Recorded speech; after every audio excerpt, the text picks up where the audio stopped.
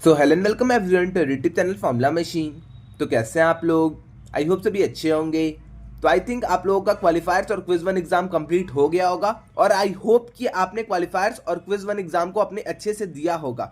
अब कुछ लोग का एक डाउट था कि भैया वीक 5 का कंटेंट आ चुका है, अब हम क्या करें। कुछ लोग ये भी पूछ रहे थे कि भैया क्वालिफायर्स का रिजल्ट क्या आएगा, पास फेल का क्राइटेरिया उसमें क्या होगा। रीअटेम्प्ट के बारे में भी बहुत सारे लोग पूछ रहे थे, कोर्स रजिस्ट्रेशन के बारे में पूछ रहे थे। तो आज की वीडियो में हम यही 5-6 डाउट्स अपने देखेंगे। तो चलिए इस वीडियो को स्टार्ट करते हैं।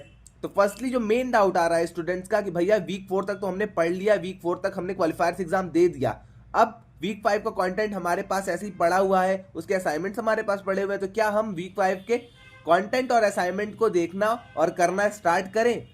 तो वीक 5 का आपका यहाँ पे कंटेंट जो है उसकी डेडलाइन जो आपकी है वो 6 नवंबर है।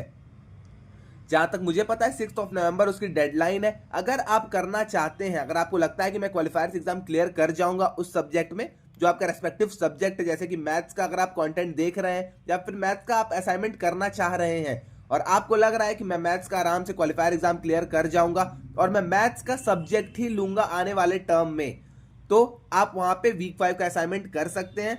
वरना आपको कोई भी यहाँ पे जल्दी है नहीं, आपका उससे पहले रिजल्ट आ जाएगा, आपका उससे पहले कोर्स रजिस्ट्रेशन हो जाएगा। तो यहाँ पे मैं एक बार वो भी दिखा देता हूँ। तो अगर रिजल्ट की आप बात करते हैं तो रिजल्ट आपका 1 नवंबर तक आ जाएगा और जो असाइनमेंट की डेडलाइन है आपकी वो 6 नवंबर है। तो आपको इतनी जल्दीबाजी करने की जरूरत नहीं है, पहले आप अपना रिजल्ट देख लीजिएगा। रिजल्ट आप देखने के बाद सोच लीजिएगा कि आपको कौन कौन से सब्जेक्ट्स लेने हैं।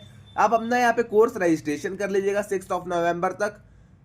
यहाँ पे देख सकते हैं 6 नवंबर तक आपका कोर्स रजिस्ट्रेशन है। और एक और चीज मैं बता दूं, शायद हो सकता है कि आपकी 6 नवंबर जो डेडलाइन है वो 1-2 दिन एक्सटेंड कर जाए, वो शायद 9th हो जाए, 10th हो जाए, तो वो आपका एक्सटेंड कर सकता है। तो अभी आपको बिल्कुल भी जल्दीबाजी करने की जरूरत नहीं है। आप आराम से अभी रहिए, 2-3 दिन आराम करिए, जब तक आपका रिजल्ट नहीं आता है तब तक आप वीक 5 का कंटेंट मत स्टार्ट करिए करना। ओके, क्या पता आप उसी सब्जेक्ट में लटक जाए, फेल हो जाए, और क्या पता आप अगर उस सब्जेक्ट को ले नहीं रहे हैं तो आपका फिर वीक 5 का असाइनमेंट बर्बाद चला जाएगा। तो ये सब सारी चीजें आपको भी करने की जरूरत नहीं है। आप पहले अभी रिजल्ट का अपने वेट करिए, रिजल्ट आने के बाद आप अपने असाइनमेंट को करना और कंटेंट को देखना स्टार्ट कर सकते हैं। ओके, अब नेक्स्ट थिंग जो आती है अपनी क्वालिफायर्स का रिजल्ट। भैया क्वालिफायर्स का रिजल्ट कब आएगा? तो क्वालिफायर्स का रिजल्ट आपका 1 नवंबर को आएगा। मैं यहाँ पे आपको दिखा देता हूँ। तो अपना यहाँ पे क्वालिफायर्स का रिजल्ट है सितंबर बैच का, जो आपका नवंबर 1 को आएगा। तो आप उसके लिए रेडी हो जाइए। अब यहाँ पे फेल पास क्राइटेरिया, बहुत सारे स्टूडेंट्स को इसमें बहुत ज्यादा डाउट है, तो मैं एक बार फिर से क्लियर कर देता हूँ। मैंने पिछले वीडियोस में भी क्लियर किया ये सारी चीजें, बट आज मैं एक बार फिर से आपके लिए क्लियर कर देता हूँ। तो फेल पास क्राइटेरिया में आपका पर सब्जेक्ट 40% कट ऑफ रहता है। ये आपका मैं जनरल के लिए बता रहा हूँ, 35% आपका ओबीसी के लिए और 30% आपका SC ST के लिए है।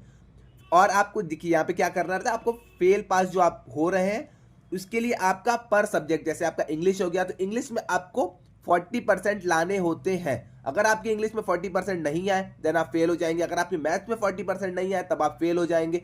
ऐसे ही आपके सीटी में 40% नहीं आए तब आप फेल हो जाएंगे। और ऐसे ही स्टैट्स में आपका ये आपका कैटेगरी वाइज डिफर करता है। तो SC ST वाले अपना 30% जोड़ लें और यहाँ पे ओबीसी वाले अपना 35% जोड़ लें। ओके, तो ये आपका फेल पास का क्राइटेरिया हो गया। एक और जो इसमें क्राइटेरिया रहती है कि 50% ओवरऑल चाहिए होता है। तो 40% आपने ला दिए पर सब्जेक्ट कट ऑफ, देन उसके बाद अगर आपका 50% ओवरऑल नहीं आ रहा है देन आप यहाँ पे एडमिशन नहीं ले सकते हैं, देन आपको फिर से रीअटेम्प्ट देना पड़ेगा।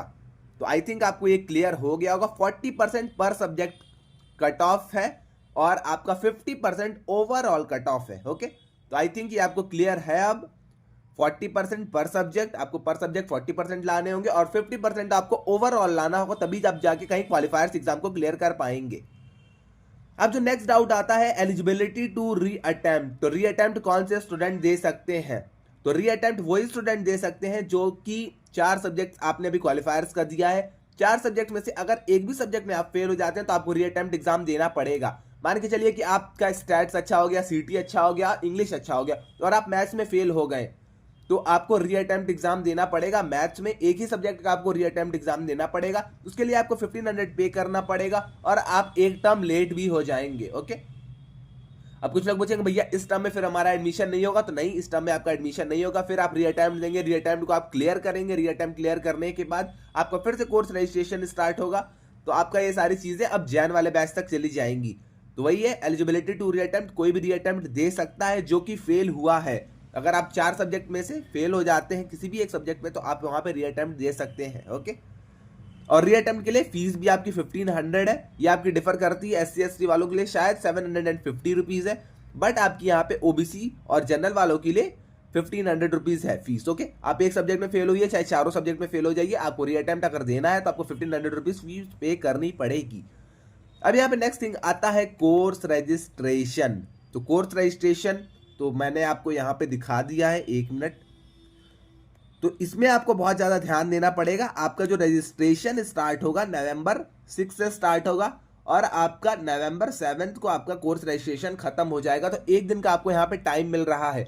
ये डेट आपकी 1-2 दिन एक्सटेंड करती है, बट बाई चांस अगर ये एक्सटेंड नहीं कर रही है, देन आपके पास 1 दिन का टाइम है। तो आप अपनी फीस पहले से ही रख लीजिए अपने पास, सारे डॉक्यूमेंट्स आप पहले से ही अपने पास रख लीजिए, सारी चीजें आप अपनी कर लीजिएगा। देन आप कोर्स रजिस्ट्रेशन करने 6 को ही आप कैसे भी करके कोर्स रजिस्ट्रेशन कर लीजिएगा। बट उससे पहले आप अपने रिजल्ट को देख लीजिएगा। अगर आपने रिजल्ट पूरा क्लियर कर लिया है, अगर आप क्वालिफायर्स एग्जाम पास कर गए हैं, तब आपका कोर्स रजिस्ट्रेशन वहां पे स्टार्ट होने वाला है। तो रजिस्ट्रेशन आपका 6 नवंबर को स्टार्ट होगा और 7 नवंबर को खत्म हो जाएगा। ओके, आप यहाँ पे देख लीजिए एक बार।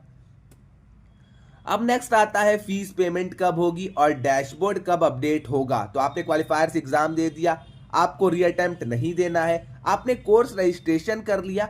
अब आप जितने कोर्सेज लेंगे, तो आपको यहाँ पे कुछ भी मिनिमम क्राइटेरिया नहीं रहती है कि 1 कोर्स लेना है, 2 कोर्स लेना है, 3 कोर्स लेना है। आप 4 के चारों कोर्स ले सकते हैं। बट मतलब वही है कि आप 4 के 4 अगर कोर्स ले लेते हैं यहाँ पे, तो आपको चारों कोर्स की फीस पे करनी पड़ेगी। फीस पे करने के 2 से 3 दिन बाद आपका डैशबोर्ड अपडेट हो जाता है। तो कोर्स रजिस्ट्रेशन जब आप करेंगे, तो उसी टाइम आपको कोर्स सेलेक्ट करने होंगे। 1 कोर्स आप लेते हैं, 2 कोर्स, 3 कोर्स या फिर 4 कोर्स आप लेते हैं, और उसी टाइम आपको फीस की पेमेंट करनी पड़ेगी। ओके, तो कोर्स रजिस्ट्रेशन के टाइम ही आपको फीस की पेमेंट करनी पड़ेगी। 1 दिन का टाइम आपको मिल रहा है, तो आप अपने फीस को पहले से ही रख लीजिएगा। ओके, क्योंकि उस दिन बहुत सारे स्टूडेंट्स करते हैं, कभी आपका पोर्टल मतलब ग्लिच आ जाता है उसमें, तो बहुत सारी दिक्कतें आ जाती हैं। इसलिए पहले से ही आप तैयार रहिएगा। 6 को ही आप कैसे भी करके कोर्स रजिस्ट्रेशन कर लीजिएगा। ओके, और आपका डैशबोर्ड 1 से 2 दिन के अंदर अपडेट हो जाएगा। आई थिंक आपको ये सारी चीजें क्लियर हो गई होंगी। मैंने वीक 5 का आपको बता दिया। वीक 5 का कंटेंट आपको अभी करने की बिल्कुल भी जरूरत नहीं है। वीक 5 आप स्टार्ट कर सकते हैं आपका जब रिजल्ट आ जाएगा देन, क्योंकि अगर आप करेंगे अभी तो आपको चारों वीक 5 के कंटेंट पूरे करने होंगे।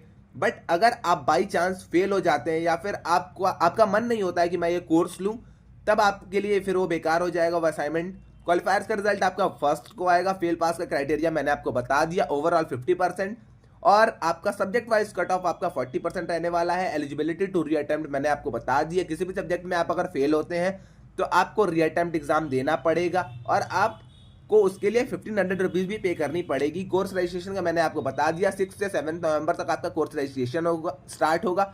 उसी में आपकी फीस भी पेमेंट होगी, और उसके 2 से 3 दिन बाद आपका डैशबोर्ड अपडेट हो जाएगा। ओके, तो आई थिंक आपको सारी चीजें क्लियर हो गई होंगी। अब तो आज के लिए बस इतना ही रहने देते हैं। अगर आपने चैनल को सब्सक्राइब नहीं किया, तो चैनल को आप सब्सक्राइब कर लीजिएगा। इसके बाद भी एक और इंपॉर्टेंट वीडियो आएगी क्वालिफायर्स और क्विज 1 से रिलेटेड। तो अगर आपने अभी तक चैनल को सब्सक्राइब नहीं किया, तो एक बार आप चैनल को सब्सक्राइब कर लीजिएगा।